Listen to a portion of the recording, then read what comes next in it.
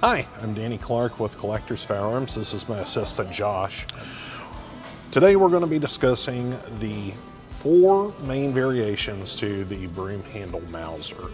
Now, there are a ton of variations. I'm going to say 100 conservatively when you take into account all the different contracts they made, the different sites, the different retailer markings, but all of those fall in to 4 main variations that separate them.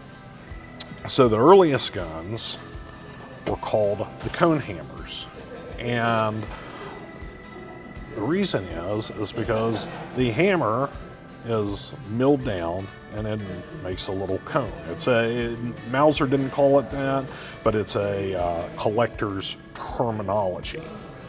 And Mauser didn't call any of these, what I'm calling them. These are collector's terms. So from the cone hammer, you went from the beginning of production in 1896 to around serial number 13 or 14,000. Then they changed it to the large ring, and that went from 14,000 up until around 34,000. And then you went to the small ring, and that went to the end of production. Those are the 3 main variations you can look at by the hammers. The 4th variation is what is called the Bolo Model. The Bolo Model had a shorter barrel and a smaller grip. So these are where all the variations fall into, is the 3 hammers and then the smaller grip and shorter barrel. So did all these come with stocks? I see this one doesn't have a stock, but is it made to come with a stock as well? Yeah, they were all slotted for stock, and the stock also.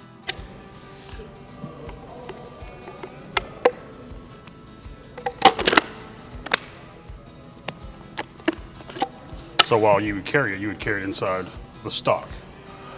Yes, that was your holster, and there was a leather wrap on here that would attach to your belt. And what was the reason for the smaller Bolo being made? Good question.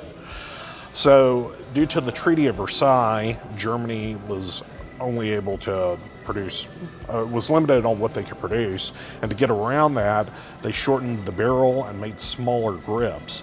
At the same time, the Soviet Union was buying a lot of guns, and so this is the model that the Soviets were buying, and the collectors went and shortened Bolshevik down to Bolo, and that's how it got the name Bolo.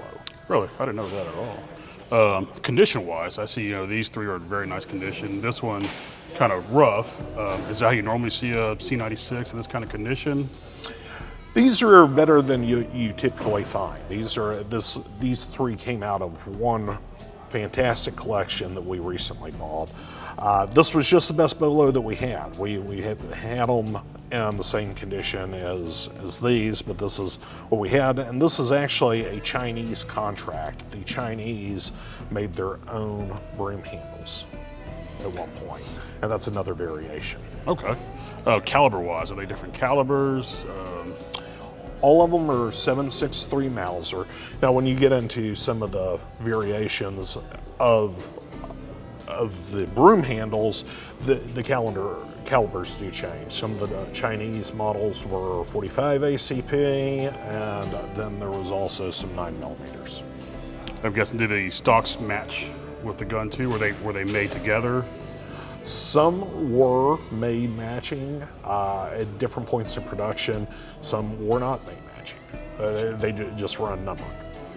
So I think one of the most famous C96s is Han Solo. Han Solo, that's correct. This is what that gun is based off, is a C96, correct? Yeah, it had a scope welded on to the side of it, and yes, it is one of the most expensive guns ever sold.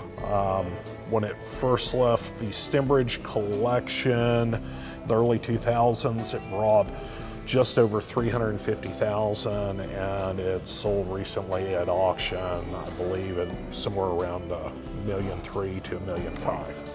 It's expensive C96 there. That's a very expensive C96. Well, thank you for showing me this. I really appreciate it. You're welcome.